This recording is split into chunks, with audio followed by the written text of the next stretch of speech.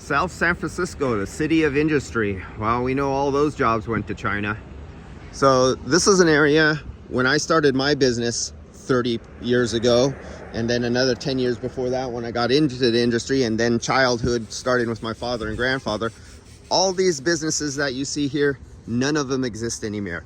As far as your eye can see going down there, well, no, one, I gotta say, one owner is still in existence down there in his original shop because he owns the building. But all these have flipped owners multiple times, changed names. Nobody can ever stay in business. I don't know what it is, but this went through a half dozen different businesses. I've seen this one flip twice. I've seen this one right here with the doorway right there. That flipped 3 times now. It's going on its 4th time. This one's flipped twice over here.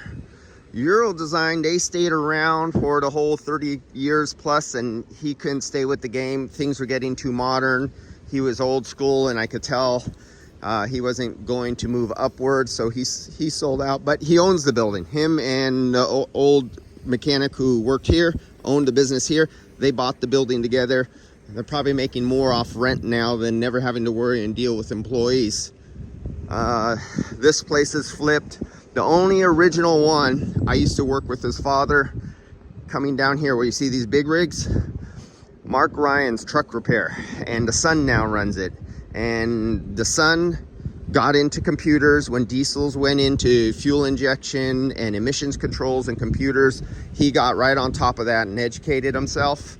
And he's the only one still in business around here and doing well. He has unlimited work. Everybody wants him. He has more work than he could possibly do.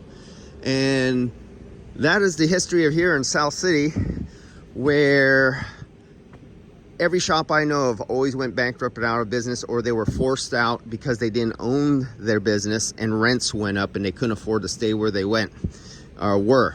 And or they didn't change with the time, so every business just kind of like petered out into nothingness.